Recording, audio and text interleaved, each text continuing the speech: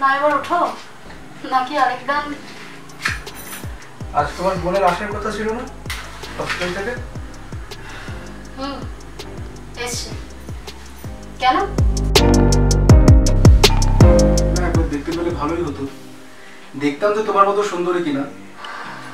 এই mister, mind your language. তোমাদের মতো ছোট লোকদের নজর আমি খুব ভালো করে জানি স্যার। আরে কুল কুল রিল্যাক্স। তুমি তো এক্সাইটেড হয়ে যাচ্ছ কেন? আমি তো জাস্ট নর্মালি জিজ্ঞেস করলাম। দেখ পুরো মুডটাই খারাপ করে দিলে।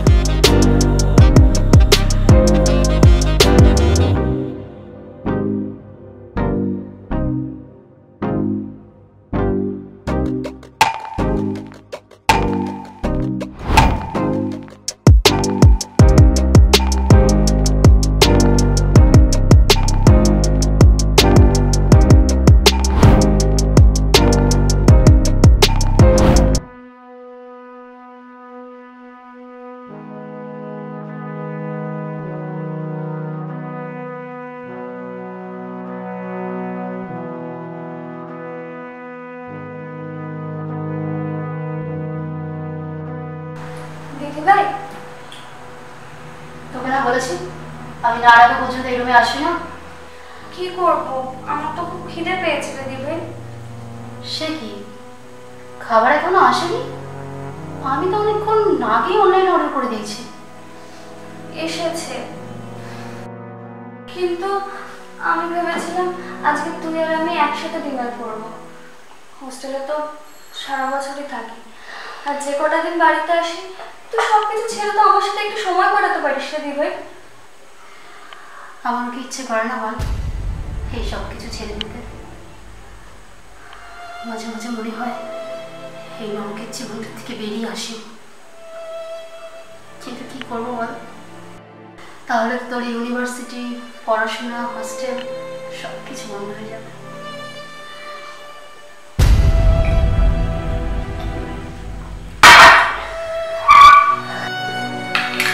একদম না দিদি ভাই, প্লিজ বল, গ্লাসটা দিয়ে দে। এটাই তো আমার একমাত্র সঙ্গী। এটা আছে বলেই তো আমি সব কিছু ভুলে রাতে ঘুমতে পারি। কেন বুঝতে পারছিস না দিদি ভাই? তোর এরকম লাইফ লিড করা আমার একদম পছন্দ না। আমি চাই তুই আর 5টা মেয়ের মতো আমার দিভাইও তার লাইফটা লিড করুন, সুন্দরভাবে কাটাক। জানিস দি ভাই, আমি স্বপ্ন দেখি তোর বিয়ে হবে, সুন্দর একটা সংসার হবে। আমার বিয়ে? কে করবে আমার বিয়ে? যে সালা বিয়ে করবে সেই 3 দিন খেয়ে তারপর আবার ঠান্ডায় যাবে। বিশ্বাস কোনো ঘর হয় না রে বোন। একদম বাজে কথা বলবি না দি ভাই, তোর মুখে এসব কথা শুনতে আমার একটু ভালো লাগে না। তুই কেন এসব বলে নিজেকে ছোট করিস বলতো? আমার মিষ্টি বোনটাকে যে আমি অনেক বড় দেখতে চাই। তুই মাস্টার্স কমপ্লিট করে পিএইচডি করবি, তোকে অনেক বড় হতে হবে। তুই পারবি না রে বোন তোর এই দিদির স্বপ্নটা পূরণ করতে? চল না রে ভাই, আমরা দুজন মিলে একটা জব করি। তারপর পড়াশোনা কমপ্লিট না করে তুই জব করবি? কত টাকা ইনকাম করবি তুই? কতটুকু বুঝিস তুই জীবনের? তোর পড়াশোনার পিছনে আমার কত টাকা খরচ হয় তুই জানিস? তোর লাইফস্টাইল শোন, তুই যাদের কথা বলছিস না তাদের সবার মাথার উপর কেউ না কেউ আছে, বাবা, মা, কাকা, জ্যাঠা। আর আমাদের সাথে কেউ ছিল না। মা মারা যাওয়ার পর শুধুমাত্র আমাদের খাওয়াতে পারবে না বলে বাবা আমাদের রাস্তায় ফেলে দিয়ে চলে যায়। তখন তুই কত ছোট। বড় বড় কথা না বলে যেটা করলে দিদিভাইকে খুশি করা যায় সেটা কর। যা খেয়ে দিয়ে শুয়ে পড়।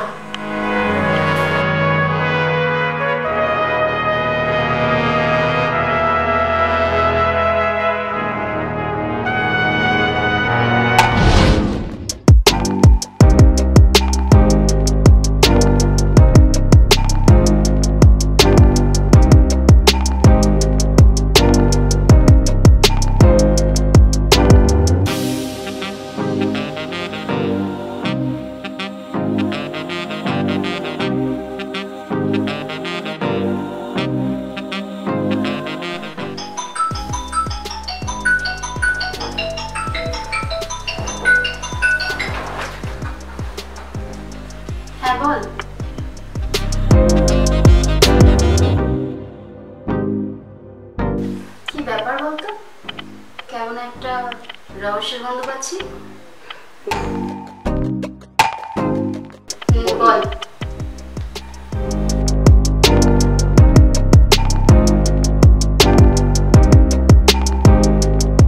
ও এই কথা, ঠিক আছে, তুই যা খাবার অর্ডার করবি করে দিস, আমি অনলাইন করে দেবো।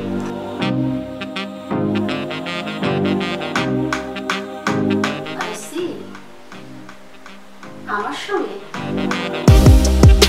তা কতদিন ধরে চলছে এসব?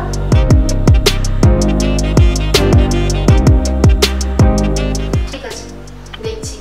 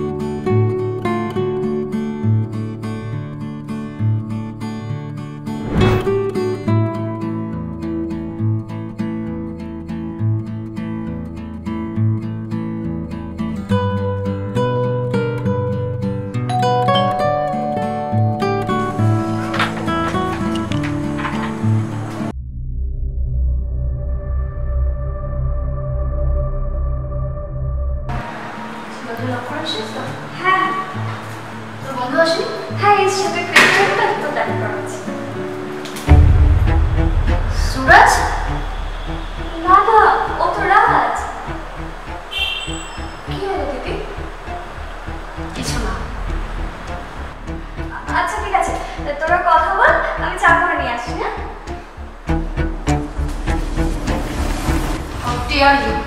তোর সাহস কি করে হয় আমার বোনের দিকে হাত বাড়ানো?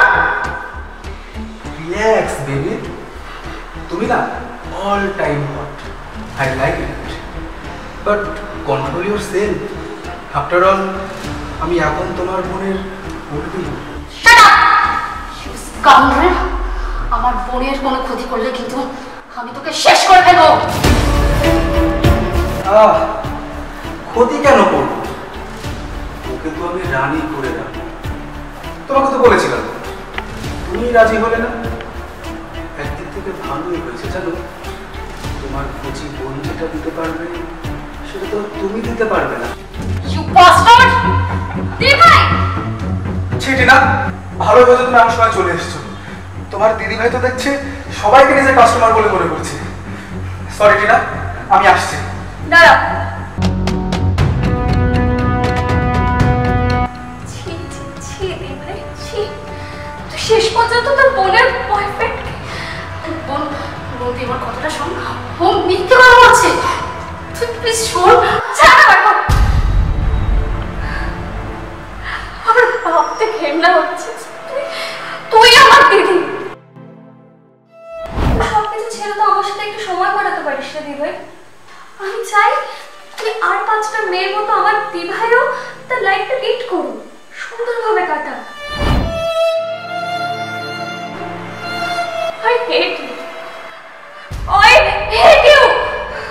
চলো রাজ। Rana,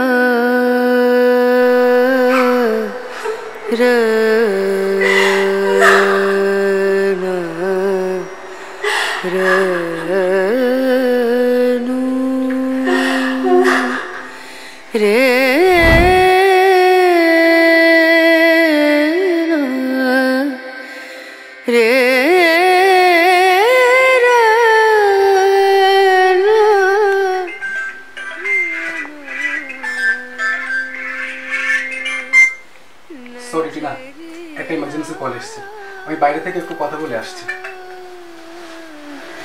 लागे नहीं कहीं ओ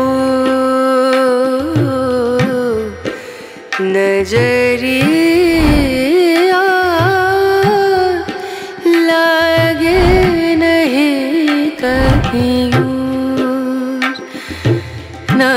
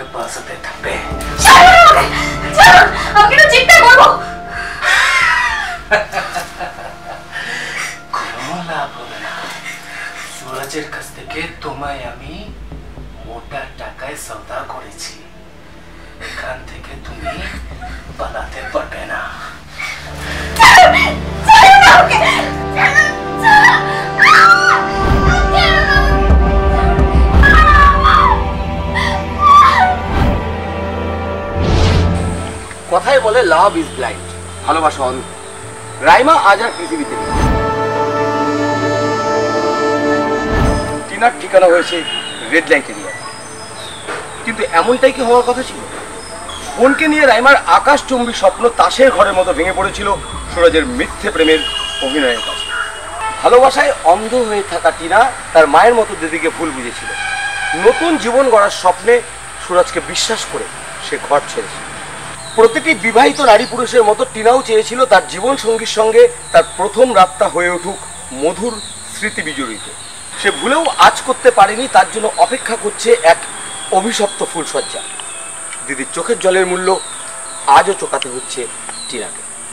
সেদিন যদি টিনা দিদির কথাগুলোকে একটু বিচক্ষণতার সঙ্গে বুঝতো, জীবনে এত বড় সিদ্ধান্ত নেওয়ার আগে সুরজকে যদি আরেকটু ভালো করে যাচাই করে নিত, তাহলে আজ হয়তো রাইমাকে পৃথিবী ছেড়ে চলে যেত হতো।